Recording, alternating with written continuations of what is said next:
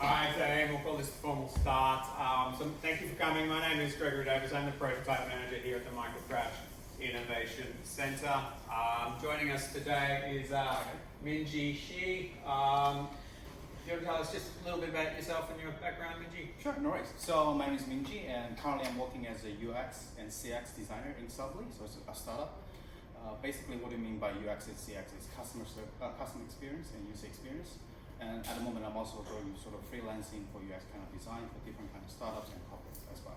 So my sort of contribution to today's is more about like app prototyping, also website prototyping, share with you guys some tools that you can use and processes for use as well in terms of how we do creating the prototypes for our designs.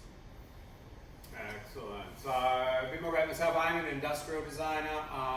My background is in military hovercraft. So if anyone has anything around those lines, we can talk further. But basically designing physical hardware focused on a user and what that users need. So I consider Minji more the cyber, the app development, myself more the hardware, but we are both specialists in designing for a user. So there is great crossover there. All right, so this is the first time Minji and I have worked together, so we welcome any feedback at the end of this, but I always like to start a prototyping session about instilling in everyone that this is a safe space to fail, okay? So we're gonna push ideas, we're gonna play with ideas, we're not gonna be afraid of saying something that is too ridiculously out there because we want to celebrate failing. I love the story of Edison. Classic bright idea is symbolized now by the light bulb. But Edison literally failed 1,000 times to get there. Imagine if he gave up after one, or if he just took that first idea and stayed with it, we would all be living in darkness. So we celebrate failure, but we fail fast. We don't get attached to one idea and work it for 3 years. We might explore that idea for 3 minutes. We'll jump down the back, make something out of hot glue and paddle pop sticks, see if that works. We take a deep dive really quickly into that and see if that will work for us. As part of my team, I'm kind of Mr. Sustainability, so I always want everyone to consider a little bit about sustainability. I think everyone is pretty au fait with environmental sustainability. You're even named after a fairly sustainable person there, darling. Environmental sustainability is what everyone knows. We're talking about climate change, biodiversity, carbon, renewable energy, but I want everyone to also, throughout our workshops, consider social sustainability, the health and safety of what you are designing, the workers. Are you violating human rights? Are you subcontracting all your work out to people in a part of the world where they are not getting their full human rights respected? But also governance. How might we consider governance in the sustainability conversation? Diversity and inclusion. Is your startup, is your team just a bunch of middle-aged white guys like me?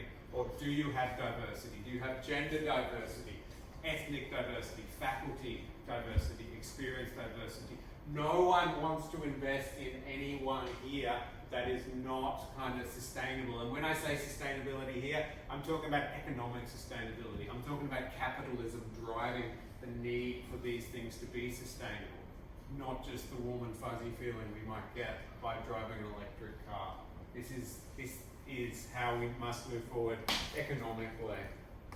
All right, now I understand we are a little bit already along the prototyping journey, yes? I know that you've already kind of focused perhaps a little bit on your user and you maybe have some early stage ideations, but just to back up and make sure we're all on the same page, we are all about empathizing with our user. User-centered design is what we are doing here throughout the whole Peter Carroll Cup journey, okay? So, not sure if everyone can read this, but we are searching for a rich love for our user. We must walk miles in their shoes. We cannot assume. I think generally one of the most dangerous things in the world is when somebody designs something and they're like, I'm designing a new surfboard. Hey, I'm a surfer. I'm just going to design it how I like it and everyone will love it, okay? That's not going to work. Congratulations, you're a great inventor, but unless you've really researched your users, you're not going to be an entrepreneur. You're not going to be viable as a business. Okay, so we must do the hard yards. We must do our market research. We're going to define our problem. We're going to make hypotheses about what the problem is and how we're going to intervene. And then we're going to ideate and ideate and ideate and ideate until we can start to validate these hypotheses. And then we prototype. We're not building to last up here. We're going fast, we're going rapid. We're building solely to learn. We're not going to, the first thing we're not going to be building is not going to be released to the marketplace. We're building fast, hot glue, paddle pop sticks. And then we're going to test, but I think really we should be testing at every one of these stages. We define, we go back to the user, hey, this is my definition. Do you think this is correct to your problem? We ideate, hey, what do you think about this? We've got to get our user. Our user should hopefully be so sick of us annoying them by the time we've gone back with all of these definitions, ideations, prototypes, and validations. Storyboarding. I believe you've all done some storyboarding, some user journey mapping. Is that correct? Yes, I see some nods. Normally there'd be 100 people here and they're just raw. There's lots of people. But I found this storyboard recently, and this is actually my car. I bought one of these cars, so I have a plug-in electric hybrid vehicle. So I'm not going to take a deep dive in this. Normally in a rapid prototyping workshop we would, but I understand you've already done this. But I just wanted to point out how these have spoken to the empathy. I literally went away for a long weekend in my plug-in electric hybrid, and these are kind of the steps that I went through to deliver me at my dream, that this is my future, this is what I wanted, and this is how I got there. That is my user journey. So hopefully you've all done this in an earlier workshop. If not, I would invite you to come back and to sketch that up. But it's not a big lot of text. There's literally no words in there. It's all about visual communication. It's fast, it's rapid, and it leaves the story open a little bit for other people to kind of have their own kind of bias and experience injected into that. Interesting, storyboards were invented by Walt Disney around about the 1930s. Again, because he wanted something fast and rapid. Previously, on a stage show, they would say, actor walks in from the left wearing this, blah, blah, blah, stops, turns, blah, blah, blah. We can do that so quickly with storyboard. All right, next part of the workshop is we are going to get a little bit hands-on. What I want everyone to do, and don't go just yet, I'll talk you through and then I will release you to go down the back and play. I want everyone to build me something physical. I just want to get you hands-on, get you loosened up a bit. Build me something physical that shows some user empathy. So if you have a physical hardware product, I don't want you to go and build that.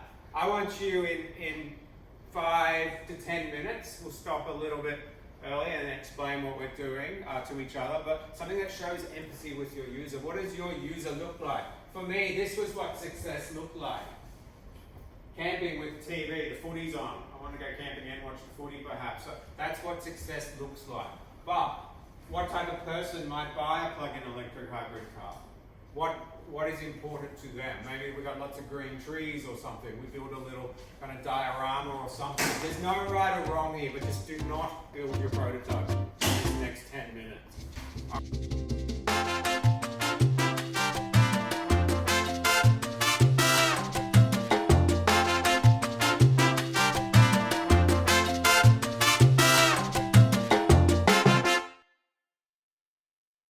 I want to talk now about key value propositions. Okay, so obviously you've all got an idea that you're focused on, or you're focused on a problem. But we might traditionally have many value propositions in that. If I could maybe go back to here, what is the key value proposition of a vehicle like this? It may have many, but we take a focus in on what the number one key value is. The fact for me, I had range anxiety, I didn't want to buy a full electric, so this was a compromise for me. So perhaps my key value proposition here was peace of mind that my battery was never going to go flat because I can't go to a petrol station. Okay, but there would be many value propositions here. Okay, fuel economy. Maybe it was more also about just me wanting to be an early adopter and my need to help try and move society forwards away from traditional fossil fuels. So many value propositions. So what I'm going to get everyone to do, and I know that we have a team of 4 here, and then we have 2 individuals representing their team. This is designed to be a team activity. It's going to work well for the team of 4. For the others, we'll still go through it, and maybe we can get you to work together a little bit and see how that goes. But basically, we're going to get some post-it notes. You're going to split up. You're going to go far away from each other, and you're going to start to list what your PFC idea, what the number 1 key value proposition is. Is it about saving money? Is it about saving time? Is it about community connections? Is it about saving the world? Simple, 1 word, little phrases. Don't write them out in big sentences. I want them little individual words or phrases. I want 1 per post-it note, alright? Don't try and save post-it notes. I do paper making workshops. I can recycle your paper. So go away and just list individually, without conversation, all of the key value propositions that your solution brings to this user. Just to keep in mind your user, so basically making sure the value I deliver is to the user. So speaking from that point of view, like what are the value they can perceive by using your solution at the very end. So keep that in mind.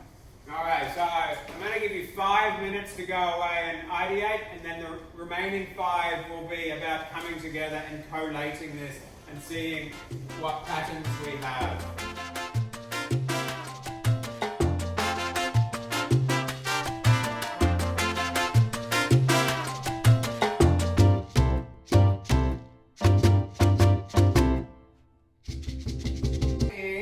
We're looking for clusters. Okay, so maybe we designed a product. Let's go back to the plug-in electric hybrid car. Maybe I thought it was all about me wanting to feel better about the environment, but in the end, we all bought that car because it was more frugal and was much cheaper when we looked at the overall costs of the car. It was all about price, saving, cheaper price, value for money. Maybe it had nothing to do with sustainability, or a little bit to do with sustainability.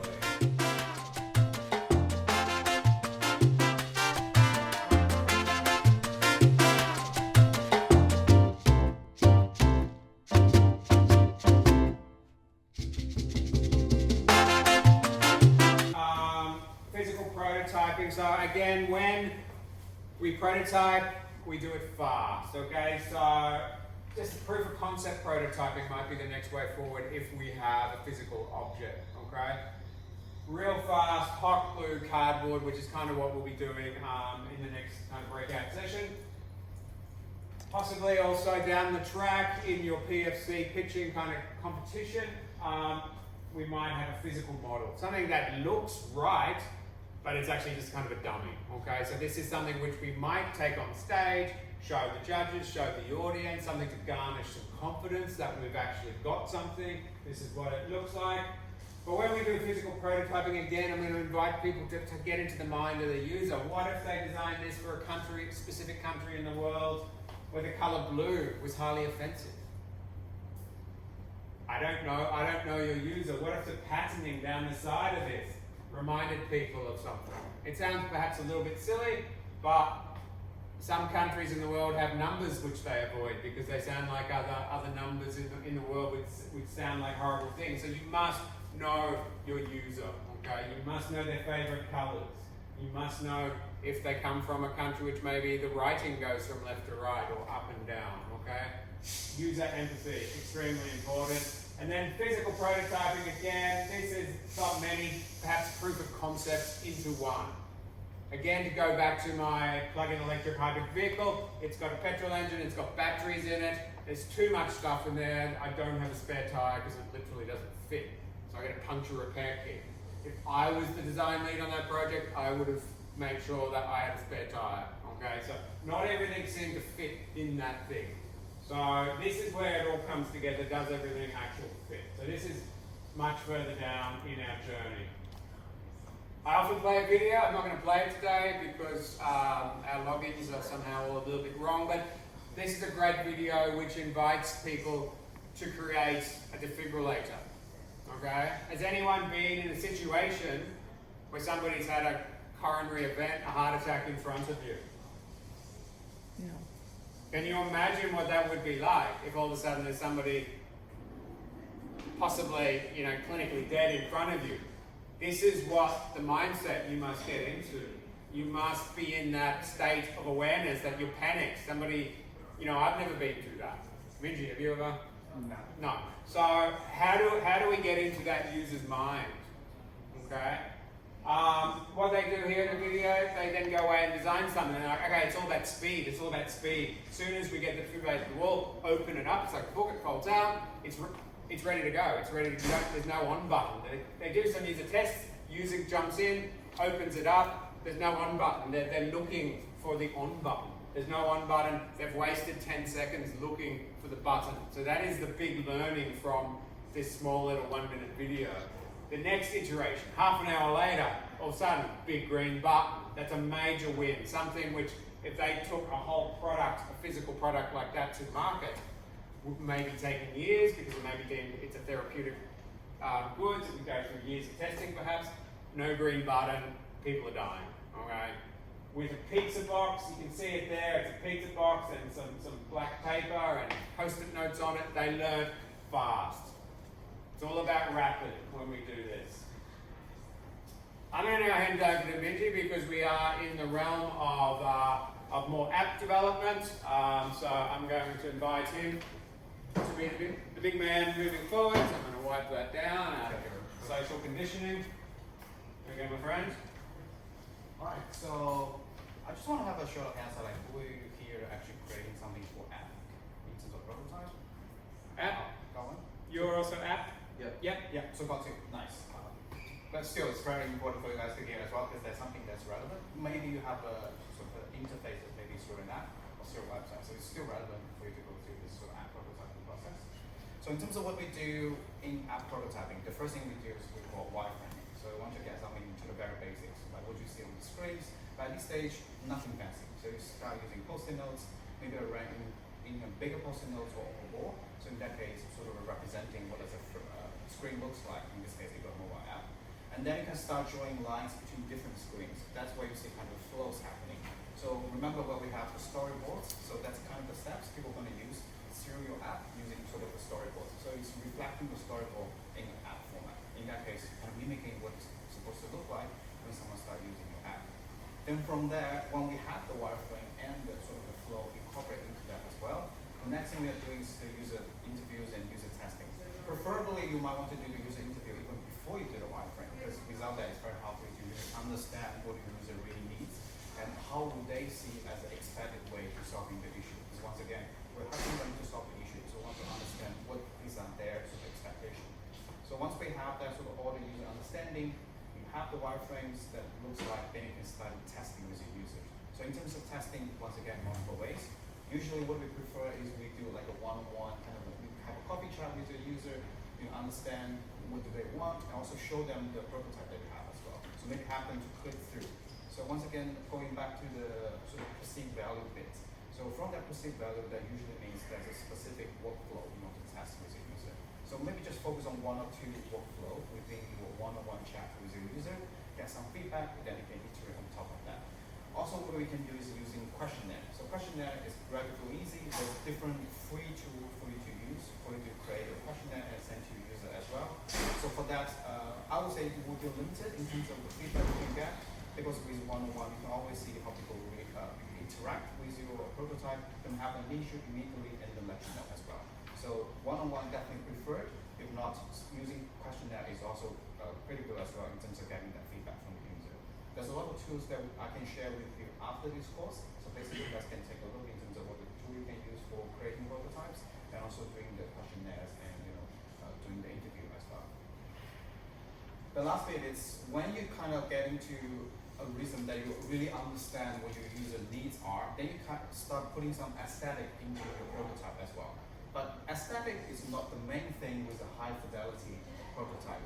I mean, Gregory talked about the different kinds of colors that might have to trigger different emotion coming from the user.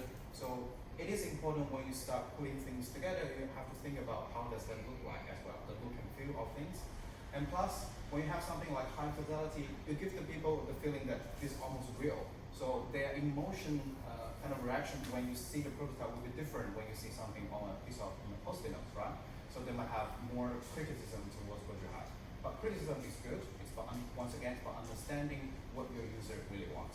So once you get the high fidelity kind of a layer, it's more about getting that further feedback that you want, different kinds of feedback that you really want. So aesthetic definitely good, but something else we're testing as well. And also other things that we can use with the high fidelity prototype is we can show you to, for instance, if you have an investor, you have an investor meeting, right? You potentially don't have your full prototype built up, a full medium-wide product built up. So you just know the workflow, but you haven't built the back end of that yet. So by using a high fidelity prototype, it's very good to show that in front of them. So basically you can say, here's what we think how things are going to work. Feel free to click through and then you can experience that sort of experience we're trying to give to the user as well. So from that, once again, you're building that trust with your investors and making sure they truly understand what you're trying to do and how you're going to solve that as well. So today, there's a quick tool I'm going to introduce you guys to. So it's called POP. It's prototyping on paper. So what does it mean? It's basically you draw the prototype on a piece of paper. In this case, we have that on the whiteboard. So you can do that for this session today. So you draw what does that screen looks like. Then you can take a photo of it and then you can start creating that prototype accordingly. So what I've done is, because our team is already done a really good job in terms of drawing, there's a 3 screen. So just imagine we're prototyping something for finding a pizzeria near the place. So how will we do that? So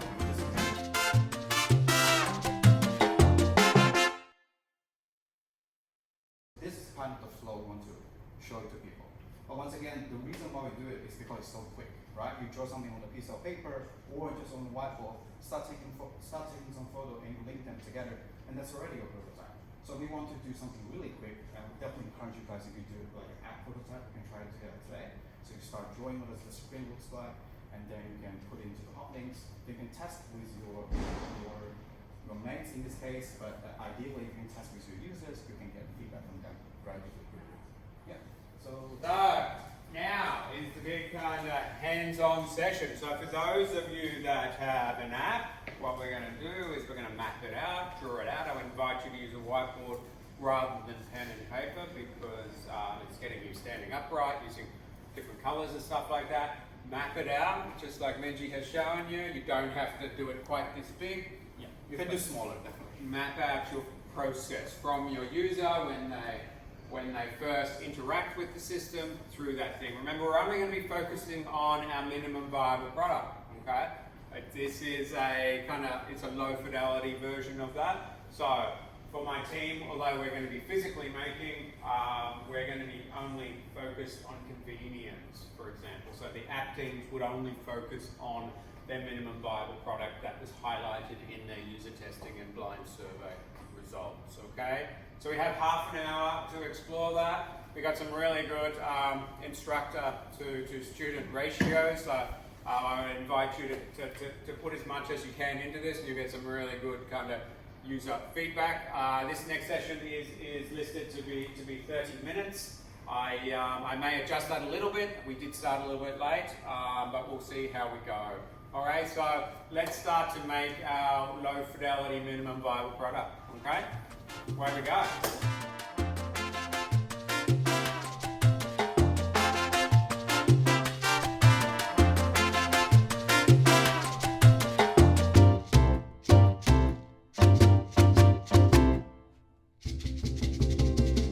So what we're going to do now is some testing, okay? So we've roughed up a real quick prototype. We're going to invite some others to split and validate, okay? So we've kind of...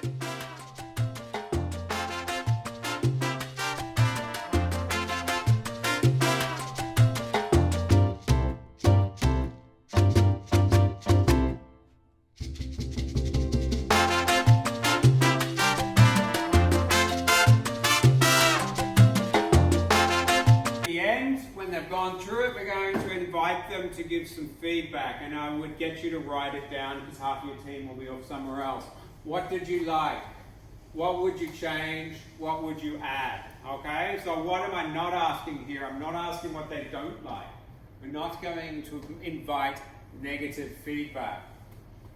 Okay, we're going to ask them, what would you leave out and still achieve this goal? Has this been done before? How did we used to do it? Where do you see barriers to using this prototype? Okay, so what gets in the way? Might it cost $1 million? Might it cost a lot of time to set something up? Are we sacrificing convenience all of a sudden? What would you use now and still achieve the same outcome? And how would you achieve this outcome without an app if we are app-based? Okay, so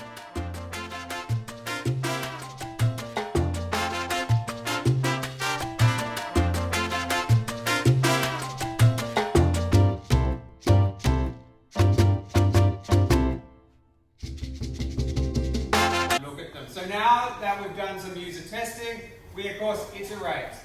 Okay, so just real quickly, I am conscious of time. You now debrief with, you tell your teammates what you've just learned, you make some quick modifications.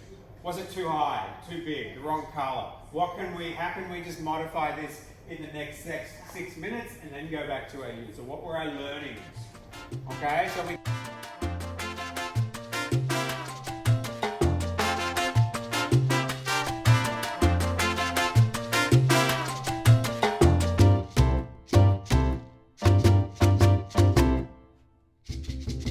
if I can get everyone back focused down here.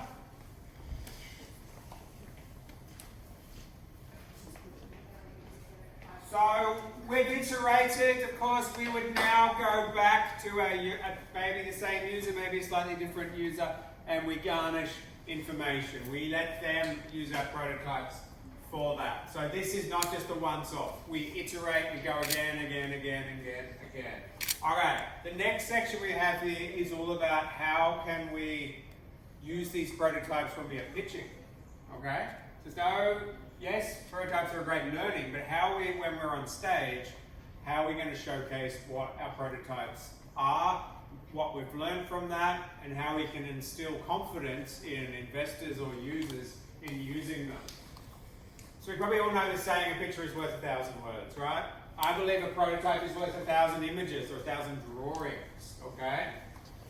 So you want to use your prototype to instill confidence that you have validated your hypothesis and that you have tested with users and that you've turned your assumptions into facts, okay? So you don't want to be jumping up on stage on Peter Farrell Cup Finals night and saying, we assumed this, okay? We want facts, okay? So how you do that is a few different ways. So again, I'm going to talk to a few hardware ways of showing that on stage. Minji's going to talk about the software and how we do that. So if your key value proposition was with a bicycle, that could adjust to different sizes. If you don't actually have a physical prototype that's ready, we can show that very simple like that. Okay? From my experience as an industrial designer, this is how we would communicate that. Okay, very simple. You can see, everyone can see right there, my key value proposition on my bicycle is one size fits all. Alright, that's a very nice, simple way of doing it. We could have done this. What's missing from this one is human scale. Okay, here we have human scale. We have the classic anthropomorphic dummies showing ergonomic scale. It's not the sexiest slide though, is it? Okay, but it shows what our key value proposition is.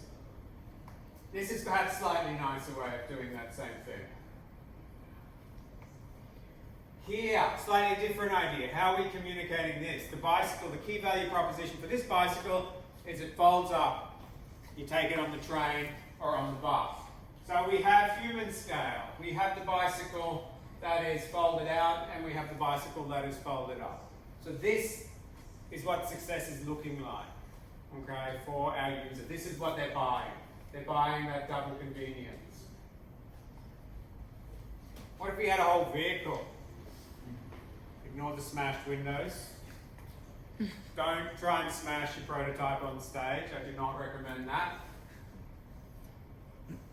This is obviously the Tesla Utes vehicle, Cybertruck. It's there on stage with him. Alright? Imagine if it wasn't. How many people would try and buy this if he was just selling the dream? He has a physical prototype there. I think there's something like 35,000 pre-orders for this machine. Okay? If he didn't have it, Probably not so many. Wouldn't even know what it looked like. Maybe some stills or something. But he did endeavour to smash the windows, and he was trying to prove that it was like vandal proof or something. It didn't quite work. We're celebrating failures, of course. But look at what he's able to achieve by having a physical prototype on stage. Last year, Winner's Choice, People's Choice Award. Not actually showcasing their prototype, but they're showcasing the problem, a physical bag of rubbish on stage. Might be appropriate in this one. They did actually have a prototype on stage with them, but that's another way of using other props to communicate your idea. Team that, I can't remember if they were second or third, they had a wearable device, they had glasses. I wasn't able to showcase a photograph with them, but at one point he put on some glasses, they were white, they looked very similar to mine, and they actually instilled in the judges some confidence that they had validated their ideas. Last year's winner. Alright, so their value proposition is an electric catalyst that converts beer water waste into hydrogen and I think glycerol and some other chemicals which are useful. Okay, so their product is more of a process, but you can see here it shows some waste. Okay, he has a tiny example of the catalyst. It's validating to the judges, we've done this, it's been done, it's tested, it's real. But if he just got up there and kind of showed some scientific kind of equation with things turning into different chemicals, is that going to resonate as much as if he has something physical in his hand? So what does that look like for you all when you go on stage with your prototype? Will you have a physical prototype? And if you don't, how can you best showcase that? You only have a limited number of slides, okay? You can't have a video, okay? So think about that at this stage, how we can showcase your design. All right, I'm going to hand back over to Minji, who's going to run through some physical prototyping. Thank you. Yeah. So in terms of the pitching for the apps, it's all about storytelling. So in this case, if you show an example of Mario, that's a character. You start with a character. You understand who is the character. In this case, the Italian plumber. Maybe he's in love with the Princess Peach. And what's the conflict? Well, Princess Peach has been taken by Bowser. In that case, that's the main problem as Mario is trying to solve. And what's the resolution? Mario jump on top of a little axe, and then the bridge is gone, and then Bowser falling into the lava. So in that case, that's how you solve the problem. That's the resolution to the story. So everything in terms of how you pitch to a prototype in front of audience, that's about pitching a story. So what I'm trying to do today is kind of give you an example. So let me pitch you guys Airbnb. So first of all, we set the tone. So who are the users? So meet Felicity and Owen. They were in their 30s and they married. They actually got a kid called Sam. Before they were married, actually they traveled a lot. Travel around the globe. They travel together. But since they have married together with Sam, they can't travel together anymore. Or it's more about like the thing is costing them too much. They do want to travel together. They want to go to Tokyo. They want to climb the Mount Fuji. So that's kind of the specific problem they want to solve. But at the moment, it's quite expensive for them to find a short-term stay that's less expensive, and plus they want to connect with the locals so they can get much better experience when they travel to this place. They can't really find a solution at the moment. What they are trying to do is maybe they can find some sort of a temporary housing listing. So what we have here is there are 17,000 temporary housing listing currently on Couchsurfing. So that's one of the two in the US. So they can kind of showing people you can temporarily rent in a specific place within that house or building. What we do is here is kind of justifying the problem itself. It's not just to facilitate over, but there's a lot of other people sort of suffering from this problem as well. So kind of the scale of the problem, you want to emphasize on that.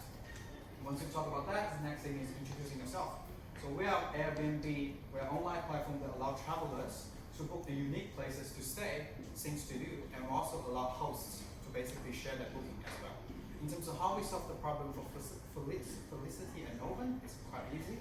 You start with searching by the location. So in that case, I enter into Tokyo, Japan, and I enter the specific time I want to travel to that place. After that, I can see all the listing of the places within a map, and I can easily filter based on prices and other kind of things such as how many rooms I want to have as well. So once again, you're creating that flow for how Felicity and Open is going to solve that problem. The next bit is I can start review the host. Who are they? I can understand a bit more about them. I can find whether there's a connection, whether there's any experience maybe he can introduce me to when I'm in Japan. So that has helped me to make that decision in terms of whether I should make the booking. And at the very end, what happens? Facility and Owen finally and taking Sam to the Mount Fuji and take that final picture on the Mount Fuji as well for the sunrise. So that's kind of what I'm trying to emphasize to you guys. That's the storytelling bit. So we start with the character, in this case, the Felicity and Owen.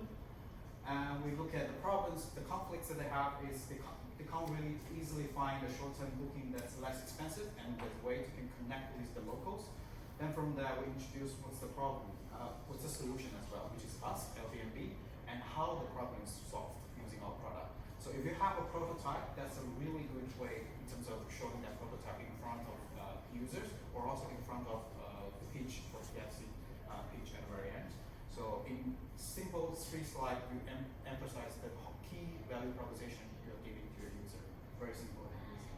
And in terms of how you build that, there's a tool called Figma. You can easily use it to build up something similar to what you see on Airbnb. Because of time limitation, I probably won't be able to show you what does that Figma looks like. What we're going to do is at the end, well, after the session today, I'm going to send you guys a list of different kind of prototyping tools. So Figma is just one of them that you can use, but there's also other tools you can use as well. We'll send you guys some sort of tutorial in terms of how to use Figma and also other tools, and also some guidance and also principles in terms of how you can use to create your UI design for your apps or for your website as well. So that's it. Okay. That's pretty much well it, team. So thank you for turning up on a day like this. It was good to have you all in here. Obviously, these were just some tools. All right, so we ran through some really fast stuff. I would invite you all with physical prototypes, to go to the makerspaces to work that idea back, but never forget your user testing. Okay, we had a really good interaction before with your user that popped up a question which I've never thought of based on your design. So keep going for first-time users, see what you can learn. For the teams with the apps, go away and take this mindset back to your team. You can do this remotely now. You don't need to come together to do this, okay? Email them out. Hey team, give me 7 of the key things we're trying to achieve here. Put that kind of blind survey together. Work out what users really want and build with that in mind for your MVP. Figma will be a great app. It will give you something which it looks a lot more realer than kind of taking photographs of a whiteboard. So that is more what we would see in terms of the final pitch. But remember, I just don't want an image of a screen. I want you to convince me that you've had some validation with your users. Okay? Instill confidence in the judges that users want this. Yeah. So maybe one way that we can do it is during the pitch, you can maybe include some sort of a testing or some feedback you have received, and why do you improve on certain aspect of things as well. So once again, if we want to sort of communicate confidence to your, the judges in terms of you have done the work, so it's good to show some data to support that as well. So in terms of, like for me, I think that the key takeaway for you guys, if we can just take 2 things, like first, have to love your users, trying to understand them, what are the problems they have. And the second thing is not really loving the solution, but love the problem as well. We're trying to aim to solving the problem. There could be millions of different kind of solutions.